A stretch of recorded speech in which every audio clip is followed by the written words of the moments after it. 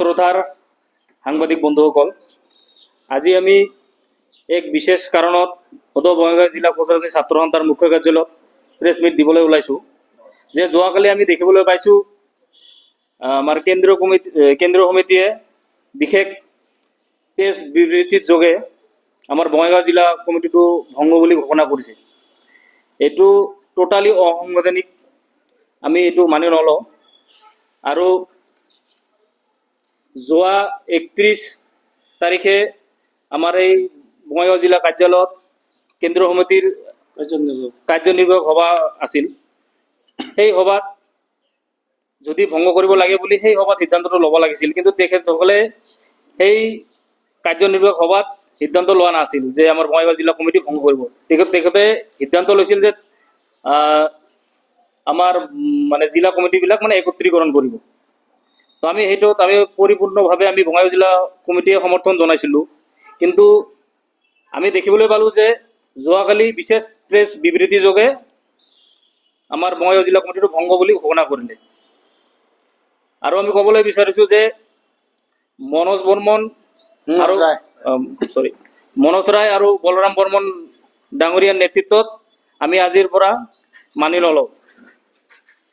আমি অতি কম সময়ৰ ভিতৰত যি আক্ৰাচুৰ বিভাজিত গ্ৰুপবিলাক আছে সিহঁতক লগত লৈ আমি বঙাইগাঁও জিলা কমিটিয়ে একত্ৰীকৰণ কৰিম বুলি মানে আগন্তুক দিনত যোজা চলাম। আৰু আমাৰ লগত উপস্থিত আছে সদৌ বঙাইগাঁও জিলা কোষাগাৰী ছাত্ৰ সন্থাৰ সাধাৰণ সম্পাদক, আৰু তেখেতক দুই এষাৰ কোৱাৰ কাৰণে হয়, আজিৰ প্ৰেছ মিট যোগে আমি সাংবাদিক বন্ধুসকলক ধন্যবাদ জনাইছোঁ।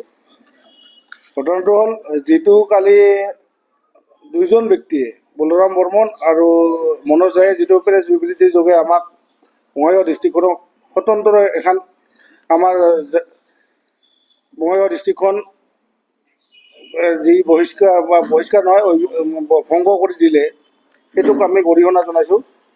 আমাৰ লগত কোনো আলোচনা নাই, একো আলোচনা নোহোৱাকৈ আমাক ডিষ্ট্ৰিক্টখন ভংগ কৰি দেওয়াৰ অথৰিটি ক'ত পালে? আৰু যিহেতু একত্ৰীকৰণ কমিটিয়ে আমাক ডিষ্ট্ৰিক্টখন গঠন কৰি দিয়া নাই, একত্ৰীকৰণ হোৱাৰ আগত আমি ইলেকশ্যন যোগে আমাৰ ডিষ্ট্ৰিক্ট কমিটি গঠন হোৱা, একত্ৰীকৰণ আজি এক বছৰ হোৱা নাই।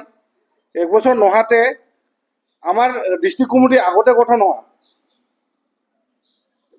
তাৰ ফলত আমাক আজি একত্ৰীকৰণ হোৱাৰ পিছত আমাক ডিষ্ট্ৰিক্ট কমিটি ভংগ কৰি দিয়াৰ অথৰাইজ চেণ্ট্ৰেলৰ নাই। আমি স্বতন্ত্ৰ হিচাপে চলিম। আৰু যদি কিবা ভৱিষ্যতে আমাৰ সিহঁতে যদি আমাক ভাবে যে আমাক ভংগ কৰি দি সিহঁতে আমাক একেবাৰে নিষেধ কৰি দিব খোজে, কিন্তু আমি বিহিত ব্যৱস্থা গ্ৰহণ কৰিম। নেক্সট টাইম আমি আমাৰ যিহেতু একত্ৰীকৰণ হোৱা বুলি কয়, কিন্তু আমাৰ আজিও 5টা ভাগত বিভক্ত হৈ আছে আক্ৰাচু। একত্ৰীকৰণ কেনেকৈ হ'ল? একত্ৰীকৰণ হ'লে চবকে গোটাই ল'ব লাগিছিল, বলৰাম বৰ্মন বা মনোজ ৰায়ে। আজিৰ তাৰিখত কিয় একত্ৰীকৰণ কৰিব পৰা নাই? ফাৰ্ষ্ট কথা এইটোৱেই। আৰু যদি একত্ৰীকৰণ আমাৰ বঙাইগাঁও ডিষ্ট্ৰিক্টখনকে টাৰ্গেট কৰি লৈছে, আমি ডিষ্ট্ৰিক্টৰ আমাৰ পৰা যোৱা বহিষ্কৃত নেতাই আমাৰ লগত আৰু আহি একত্ৰীকৰণ হ'ব, আমি এইটো মানি নল'ম আৰু আমি বিহিত ব্যৱস্থা গ্ৰহণ কৰিম। সেইটোৱেই। 33খন হয়, হয়, আহিছে চবে আহিছে। মানে 26খন আমাৰ আক্ৰাচুৰ আৰু মহিলা সমিতিৰ মিলিয়া মোটামুটি 33খন আছে আমাৰ। হয়, মহিলা আছে। সৃষ্টি হ'ব 100%। আমি সৃষ্টি কৰিব খোজা নাই, কিন্তু যিহেতু আমাৰ আক্ৰাচুৰ একত্ৰীকৰণ হোৱাই নাই, চবটা আজি 5টা ভাগত বিভক্ত হৈ আছে।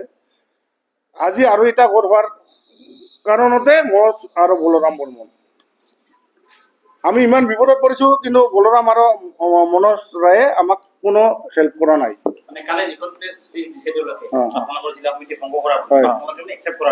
একচেপ্ট কৰা নাই। আমাৰ লগত কোনো আলোচনা কৰা নাই, আমাৰ কোনো আমি কোনো ভুল কাম কৰা নাই। এখন ডিষ্ট্ৰিক্টক কেনেকৈ ভংগ কৰিব পাৰে চেণ্ট্ৰেলে? আমাৰ কিবা প্ৰস্তাৱ ল'ব লাগিছিল। এইটোতো আমাৰ কেন্দ্ৰীয় কাৰ্যনিৰ্বাহক সভা হৈ গ'ল, তাতে প্ৰস্তাৱ লোৱা নাই। তাতে প্ৰস্তাৱ নোলোৱাকৈ আজি ডাইৰেক্টলি ভংগ কৰি দিব বুলি এইটো প্ৰেছ বিবৃতি দিলে হ'ব নেকি? আমি মানি ল'ম নেকি? জনোৱা নাই, একো জনোৱা নাই। আমি কালি মানে কিছুমান পৰ্টেল চেনেলৰ জৰিয়তে আমি দেখিবলৈ পাইছোঁ। দেখিবলৈ পাইছোঁ।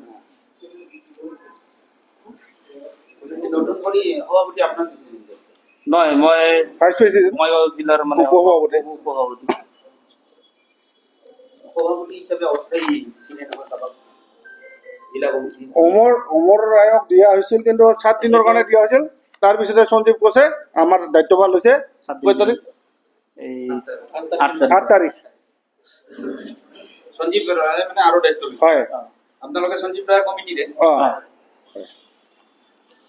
আপোনালোকে 33খন আঞ্চলিক কমিটি আহিছে নেকি আজি? আমাৰ আক্ৰাচু আছে 26খন আৰু মহিলা সমিতি মিলি 33খন গোটেই সকলোৱে আহিছে আহিছে। মানে কোনো গ্ৰহণ নকৰে তাৰমানে। গ্ৰহণ নকৰে। আৰু আমাৰ কালি কালি না পৰহি আমাৰ এক্সিকিউটিভ হৈ গ'ল। এই কিমান তাৰিখ আছিল?